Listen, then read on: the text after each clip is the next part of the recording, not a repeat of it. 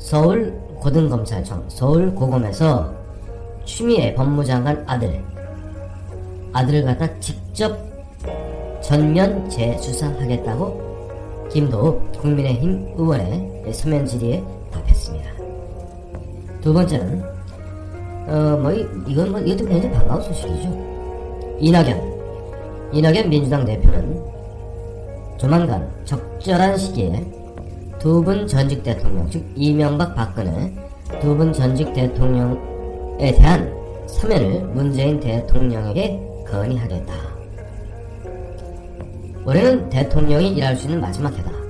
그렇기 때문에 가로 열고 가로 닫고 국민통합 차원에서 문재인 대통령에게 이명박 박근혜 두 전직 대통령의 사면을 건의하겠다 하는 두 가지 소식이 들어왔습니다. 우선 추미애 장관 아들 문제부터 한번 짚어보도록 하겠습니다. 서울고검은 김도읍 의원의 질의에 대해서 보면은 지난해 9월에 서울 동부지검 김관정 검사장이 지검장이죠. 추미애 사단의 핵심입니다. 김관정 검사장이 지휘하고 있는 서울 동부지검에서 지난해 9월에 추미애 장관 아들 또 추미애 장관 보좌관 등등등등 해서 민간인 전원에 대해서 무혐의 처리했습니다. 그리고 현역 군인 두 사람에 대해서는 군 검찰에 이첩했죠. 그런데 아무래도 보면 이 추미애 장관 아들 서씨 27살 군 휴가 미복귀 의혹은 아무리 검토해봐도 뭐가 찝찝한 게 있으니 라고 하면 통상 경우는 서울 동부지검에다 다시 재수사라고 지시하는 것이 원칙입니다. 통상 대검은 직접 수사권을 갖다가 예전에 본 중수부에서 갖고 있었고 나머지는 다 지휘하죠. 일선에서 실제 수사를 진행하는 것은 지검 차원에서 진행하지 고검에서 수사를 직접 하는 경우는 아주 이례적입니다. 그런데 김관정 검사장이 맡고 있는 서울 동부지검이 지난해 무려 270 며칠이던가요? 하여튼 대략 고소 고발된 지 거의 9개월을 뭉기다가 뒷북 늑장 대처, 늑장 수사, 늑장 압수수색, 그 다음에 어물쩍 전원 무혐의 처리.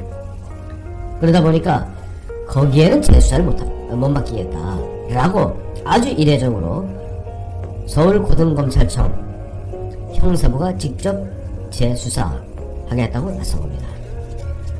서울고등검찰청이 직접 재수사한다는 두 가지 의미가 있습니다. 첫째는 앞서 말씀드린 바와 같이 김관정 검사장이 지휘하고 있는 서울 동부지검 못 믿겠다는, 즉 불신임의 뜻입니다.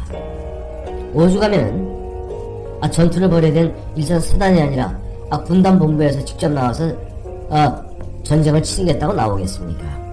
두 번째, 문제는 단순히 이게 추미애 장관 아들이 그냥 흔하니 땡땡이 쳐서 그 문제가 아니라 여기는 당시 추미애 장관 아들이 이와 저와 같이 그 당시 제대로 승인도 받지 아니하고 휴가를 가다 연장해서 미복귀하는 것. 그 당시에 추미애 장관은 막강한 집권당의 대표였습니다. 2017년 5월 10일 문재인 정권 출범하고 추미애 씨는 그 기세가 하늘을 찌를 때입니다.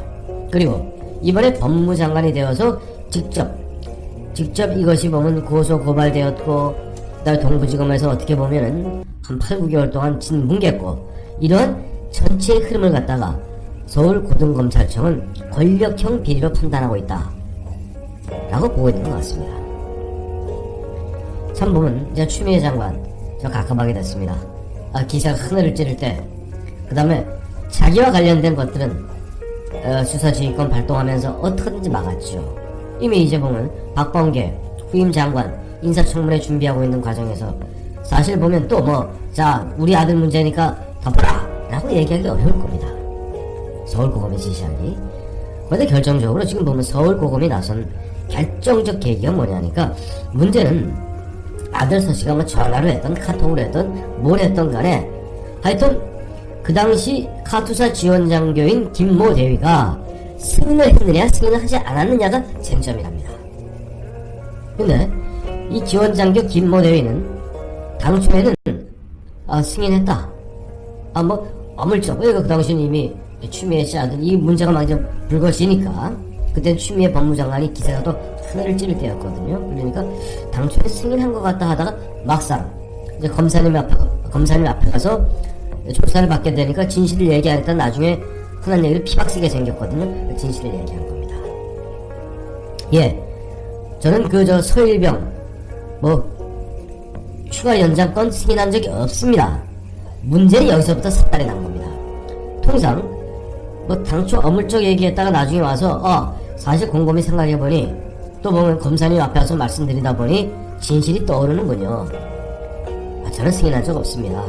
일방적으로 보좌관 어쩌고저쩌고 이렇게 했으면은 검사 입장에서는 당연히 후자 자기 앞에서 고백한 진실을 갖다가 채택했어야 됩니다. 그런데 당시 김관정 검사장이 지휘하는 동부지검은 어떤 결정을 내렸을까요? 김대위는 앞에 한 말하고 뒤에 한 말하고 틀리니까 이 진술 자체가 믿을 수 없다 해서 그걸 다 묵살해버린 겁니다. 이게 뭐냐니까 가장 핵심적 증인이고 이 문제는 김대위가 승인했느냐 승인하지 않았느냐 승인했으면은 어쨌든 절차에 좀 비정상적이지만은 정상적인 휴가 연장인 것이고 만약에 지원장교 김대위의 승인 없이 일방적으로 자기 엄마가 당대표, 집권당 대표라는 엄마 찬스를 써서 뭉개고 나가서 나중에 뒤늦게 엄마의 보좌관을 통해서 이렇게 저렇게 막아냈다면 이거는 타령입니다. 근데 전시 같으면 진짜 전시 때 타령하면 어떻게 되는 줄 아시죠? 직결 처분입니다. 이거 전시는 아닙니다만 그와 같이 중체대한 가장 중핵적 증언인 지원장교 김대위의 발언을 뭉개버렸던 겁니다. 그리고 추장관 이렇게 저렇게 했던 것은 서면으로 대치하고 이틀 만에 김관정 검사장은 일방적으로 무혐의 처리해버린 겁니다. 그 당시 윤석열 검찰총장 흔한 얘기로 그때 바지적으로 되어 있을 때입니다. 밑에 윤석열 검찰총장을 갖다가 보좌하고 있다는 그 대검의 참모들조차도 부장들조차도 이 문제는 다시 한번 엄중하게 재조사해보라 라고 지시했음에도 불구하고 김관정의 서울 동부지검은 뭉개고 일방적으로 무혐의 처리했던 겁니다. 추미애 법무장관에 대한 충성 맹세였죠. 그런데 자 이제 서울 고검이 나섰습니다. 더욱더 중요한 것은 앞서 말씀드렸습니다만 서일병을 비롯한 민간인들은 서울 동부지검에서 싹 무혐의 처리해버리고 현역들은 검찰이 일정 부분 조사를 하되 기소 등등의 문제가 기소 불기소 그 문제 자체를 갖다가 어디로 넘겼냐 군 검찰로 넘겼습니다. 근데 군 검찰의 판단도 그렇습니다. 군 검찰의 판단도 서울 동부지검의 조사 결과는 신뢰할 수 없다는 겁니다. 그래서 지금 대대적으로 추미애 장관 아들 서일병과 관련되었던 현역들이 좀 남아있지 않겠습니까? 이런저런 이 사람들은 전면 재조사, 재수사를 갖다 벌이고 있다 합니다. 추미애 장관 지난 한 해 동안에 자기 자신에게는 무한히 관대하고 윤석열 검찰총장 비롯한 윤석열 검찰총장과 가까운 검찰들에게는 그렇게 가혹하리만큼 엄격을 넘어서 거의 망나니 칼춤을 추었죠. 그래 추장관 드디어 이제 그대의 목에 당신이 추었던 망나니 칼춤의 칼날이 다시 돌아오고 있는 것 같습니다. 2021년 새해를 맞아서 그래도 우리 국민들 입장에서는 뭔가 비뚤어졌던 뭔가 잘못 꼬였던 일을 정상화시키는 어떻게 기쁜 소식인 것 같습니다. 그런 가운데 앞서 잠깐 소개해드렸습니다만 이낙연 민주당 대표 적절한 시기에 두 전직 대통령 사면을 문재인 대통령에 건의하겠다. 참 만시지탄입니다. 물론 지금 이명박 대통령 동부 서울 지금 이번에 1000명 가까운 지금 확진자가 나온 동부구치소에 수감되어 계시다가 얼마 전에 보니까 일단 밖에서 병원에서 치료하고 있어요. 지병 때문에. 그리고 아마 조만간 다른 구치소로 이송될 것 같습니다. 이감될 것 같습니다.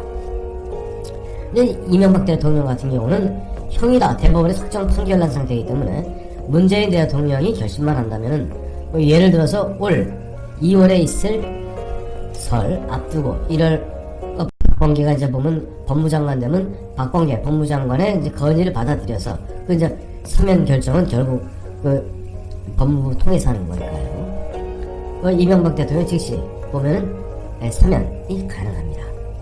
사면하면 즉시 이제 집으로 돌아오게 되죠. 박근혜 대통령은 1월 14일, 이번 1월 14일이 되면 대법원에서 제3고심 선고가 나게 되어 있습니다. 대법원에서 지난번에 고등법원의 판결에 대해서 파기환송해버렸죠, 지난해. 다시 우리가 분리해서 제대로 해라 라고 파기환송했기 때문에 그 파기환송에서 다시 결정되면 20년입니다. 그래서 더 살게 되면 22년을 살게 되는데, 이것이 이제 보면 제3고심에 대한 선고가 1월 14일 다음 주에 있게 되죠. 이제 그렇게 돼서 형이 확정된다면은 박근혜 대통령에 대해서도 즉시 사면이 가능합니다. 사실 재작년 이제 2019년 말만 해도 과연 이들이 작년에 있었던 4.15 총선을 앞두고 박근혜 대통령을 풀어줄 것인가 말 것인가 많은 관심을 갖다 끌었던 게 사실입니다만은, 지난해 코로나 사태가 번지고 자기들이 승기를 잡으면서 그동안 이명박 박근혜 두 분 전직 대통령에 대해서 우리는 까맣게 잊고 있었던 거예요. 그리고 이제는 보니까 드디어 슬슬 문재인 대통령도 퇴임을 불과 1년여 앞둔 이 시점에서 뭔가 좀 겁에 질리기 시작하는 겁니다. 그리고 어쨌든 이낙연 씨 입장에서는 물론 본인이 후보 결정하고 본인이 당 대표가 아닌 상태지만 어쨌든 선대위원장으로서 치러야 될 올 4.7 서울시장 보궐선거의 승패가 결국 자기 자신의 정치적 운명과 직결되어 있습니다. 그러다 보니까 보수 우파를 갖다 조금 흔들고 중도의 마음을 좀 끌어당기기 위해서라도 이낙연 씨 입장이 급하죠. 그러다 보니까 문재인 대통령에게 이명박 박근혜 두 분 전직 대통령에 대한 사면을 건의하겠다라고 하는데, 저는 이번에 새로 이제 비서실장이 또 민정수석이 바뀌었습니다. 민정수석으로 이제 새로 보임된 사람은 신현수 전 국정원 기조실장, 원래 검사 출신입니다. 그리고 신현수 검사, 이번에 민정수석 된 신현수 검사가 물론 그 당시 노무현 대통령 시절에 사정비서관 해서 친문으로 분류됩니다만은 법조계 정통한 소식통들의 전언을 들어보면 굉장히 원칙주의자, 어떻게 보면 올곧은 사람이라는 좋은 평들이 있습니다. 그렇기 때문에 신현수 민정수석이 제대로 중심만 잡는다면 박근혜, 이명박 두 분 전직 대통령에 대해서 정치적 유불리를 따지지 않고 어쨌든 국민 통합 차원에서라도 두 전직 대통령 갖다가 사면하는 그런 문재인 대통령의 결단이